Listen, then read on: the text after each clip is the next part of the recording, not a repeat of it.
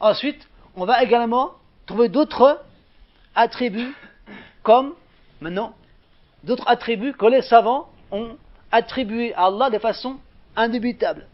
Il faut bien se rappeler, maintenant, on parle des attributs. Ces attributs, on ne peut imaginer une divinité sauf parée de ces attributs-là.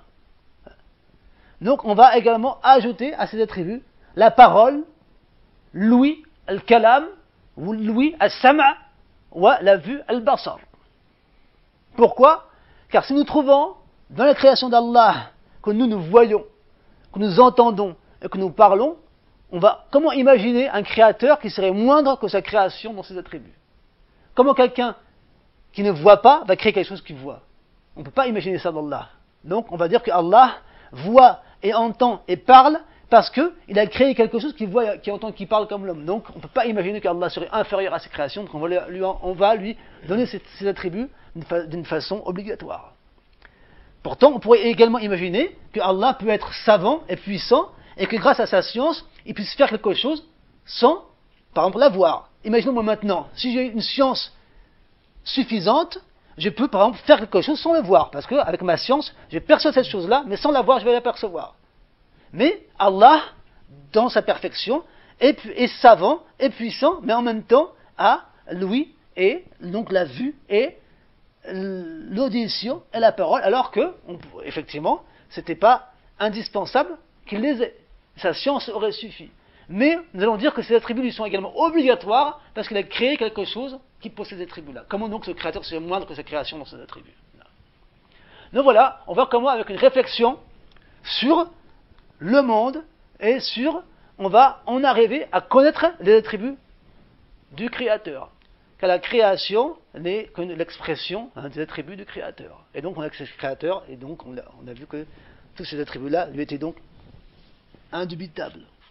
Donc, bien sûr, c'est juste une introduction, c'est fait simplement pour des gens, c'est pas quelque chose de développé, simplement pour rappeler des principes fondamentaux de la foi, qui sont bien sûr détaillés dans les livres de Aqidah, de croyance. Mais là, simplement, c'est un petit rappel pour simplement expliquer cette phrase de Al-Ghazali qui dit « Tasha imani » assainir sa foi, point. Après, il a commencé à faire la prière. Moi, je voulais un peu quand même développer ce point-là et l'expliquer un peu. Donc, on voit que, on va regarder en français, simplement lire les attributs. Non. Donc, l'existence. Tu vois, bon, on va dire le paragraphe en français. Les croyances. Le premier devoir qui incombe au mukallaf, qui est le pubère saint d'esprit, est l'assainissement de sa foi, en connaissant par la voie de la réflexion ce qui incombe à Allah et aux envoyés comme attribut. Car l'on ne peut imaginer de façon rationnelle un Dieu ou un envoyé si ce n'est paré d'attributs spécifiques conformes à ce qu'il est réellement. La foi acquise par la réflexion sera ferme et enracinée dans le cœur, étant le fruit de la certitude, non d'une imitation aveugle. Le monde est une preuve indubitable du fait qu'il a un créateur, qui est Allah le Très-Haut. Il incombe donc au Très-Haut l'existence, et d'être le premier sans commencement, ainsi que la persistance étant le dernier sans fin, et l'unicité.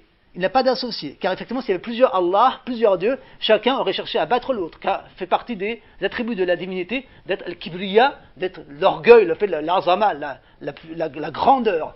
Et donc, quand deux grands se rencontrent, l'un veut chercher à battre l'autre. Et donc, Allah est seul, personne n'est en compétition avec lui. Il est unique. Donc, il n'est pas d'associé, nulle divinité si ce n'est lui, sans rival ni opposant, enfant ou compagne. Lui incombe également la richesse, tout ayant besoin de lui et lui n'ayant besoin de rien. Allah Samad, Samad, donc celui dont tout a besoin et dont lui n'a besoin de rien. Non.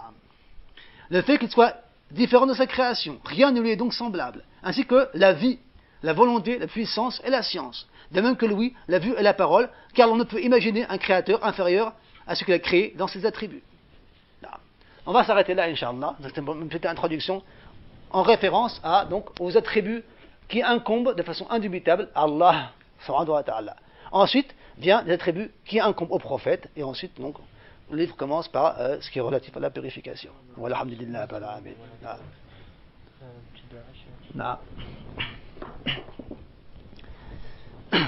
اللهم لا إله إلا أنت المنان بديع السماوات والأرض ذو الجلال والإكرام اللهم لا نحصي ثناء عليك أنت كما أثنيت على نفسك اللهم أنت السلام منك السلام وتبارك رأيت دي الإكرام اللهم اهدنا فيمن هديت وعافنا فيمن عافيت وتولنا فيمن توليت وبارك لنا فيما أعطيت وقنا شر ما قضيت، إنك تقضي ولا يقضى عليك، وإنه لا يذل من واليت ولا يعز من عاديت، تبارك ربنا وتعاليت.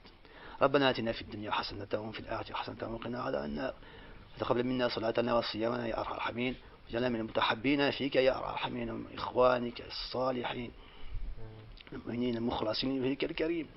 اللهم صل على سيدنا محمد الفاتح لما أغلق والخاتم لما سبق وناصر الحق لحق والهادي إلى صراطك المستقيم، وعلى آله حق قدره وقدره العظيم. سبحان ربك رب العزة عما يصفون، وسلام على المرسلين، والحمد لله رب العالمين.